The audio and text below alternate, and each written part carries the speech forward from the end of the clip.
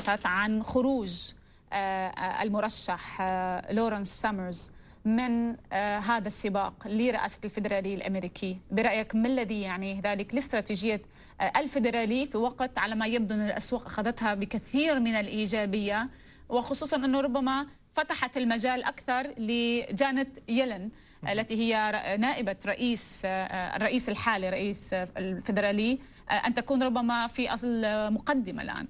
إذا كان يلن يعني كانت هي المنافسة الرئيسية، وهي يعني بقائها في هذا المنصب أو أخذ المشعل يعني عن بن برنانكي يعتبر مواصلة لسياسة الفيدرالي الأمريكي. بما أنها تنتمي لنفس المدرسة. تنتمي لنفس المدرسة، فما حتى من يقول أنه هي أكثر دعما للنمو من برنانكي نفسه. يعني تلميذ فاق المعلم يعني. إذا هذا يعني أيضا بالنسبة للأسواق أن التغيير سيمر بصفة ناعمة يعني من غير تعثرات، أن يكون هناك تغيير في الاستراتيجية يعني كبير، دون تغيير كبير في الاستراتيجية. كذلك رأيت يعني اليوم صبر آراء للمستثمرين يعطي صورة يعني المرشحين الأبرزين لدى المستثمرين.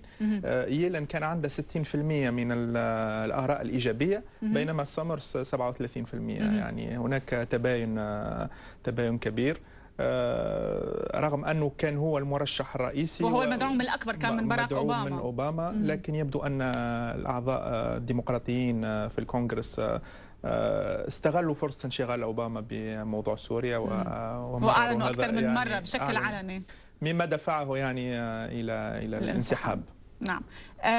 الحديث الآن يعني ربما السؤال الأهم الذي يطرح نفسه أنه مجرد ما أنه كان في حديث أنه ربما يكون هناك استمرار لعمليات التيسير الكمي، أو ربما بالمبدأ للاستراتيجية التيسيرية التحفيزية إلى آخره من قبل الفيدرالي الأمريكي، مباشرة أول شيء شفناه صعود لأسواق الأسهم. ما هي دلالات ذلك؟ ألا يعني ذلك أنه بالدرجة الأولى عمليات التيسير الكمي هي داعمة لأسواق الأسهم إلى يعني هذه ربما الجزء البسيط من الاقتصاد؟ يعني هذه مثل يعني كأنه إنسان مدمن على شيء، يعني إذا تحاول تفتكه منه وترجع له الامل ان هذا الشيء باش يتواصل اكثر مده، يعني يكون يعني فرح بهذا. الاسواق الماليه اعطت كلمتها اليوم، كأن اليوم شاركت في انتخابات سامرز او يلن، من تختارون يعني اختاروا بصفه واضحه.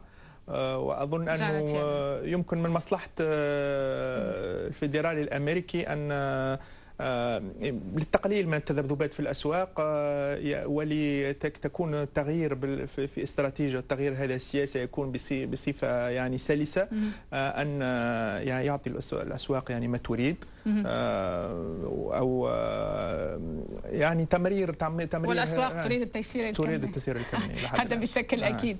طبعا سنعود إلى البيانات الاقتصادية الأخيرة من الولايات المتحدة الأمريكية والتوقعات للاجتماع المقبل. يعني طبعا الثلاثاء والأربعاء من المفروض أنه نعرف إذا ما كان الفيدرالي الأمريكي سيقوم بتغيير أي شيء، ولكن بعد أن نأخذ فاصل قصير نعود معك سيد منتصر خليفي، وإذا إلى فاصل قصير.